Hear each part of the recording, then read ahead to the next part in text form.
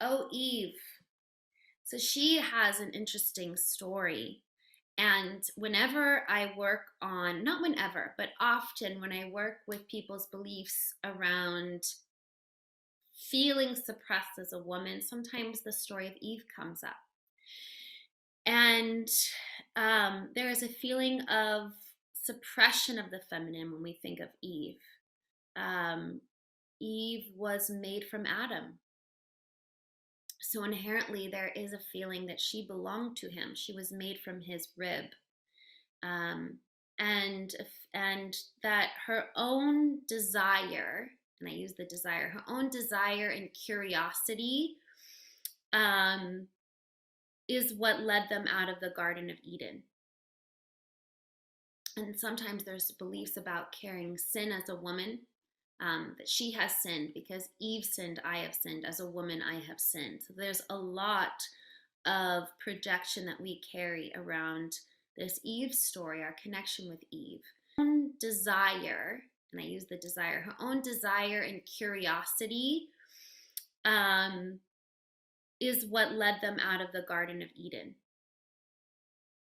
And sometimes there's beliefs about carrying sin as a woman, that she has sinned because Eve sinned, I have sinned. As a woman, I have sinned. So there's a lot of projection that we carry around this Eve story, our connection with Eve. Um, so there's judgment on her desire of knowledge. She is naive, she is less than man. So this is where we must examine the maiden. She is beautiful and vital, and she is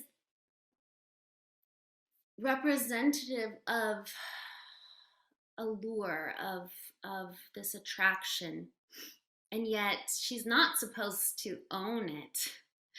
God forbid she owns this vital sexual power that she has, right? Like this allure, the goddess in her, essentially.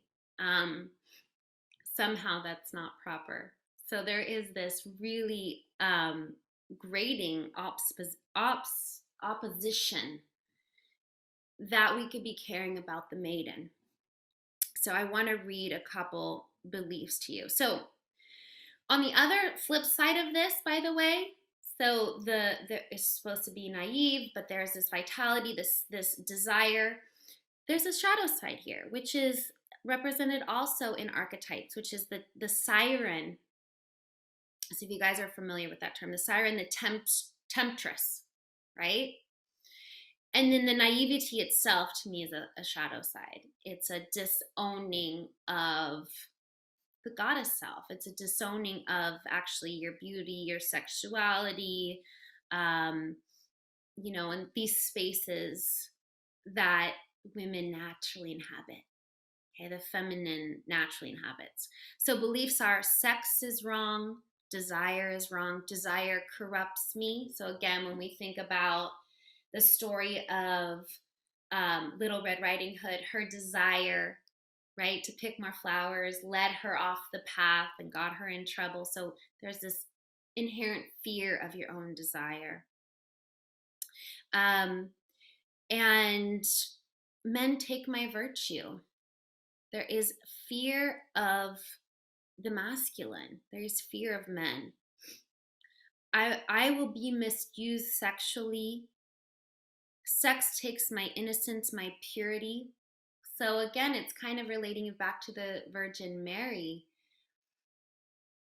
To me, her purity wasn't, I mean, she had her husband.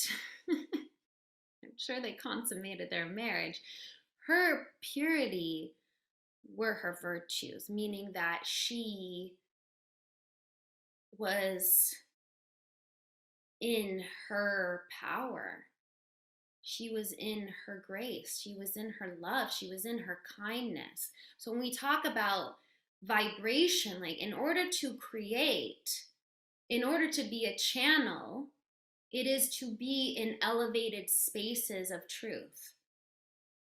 So to me, that was her purity. It's her purity of thought, of mind, of her vibration. to have that pure intent, to have that type of connection. That's purity.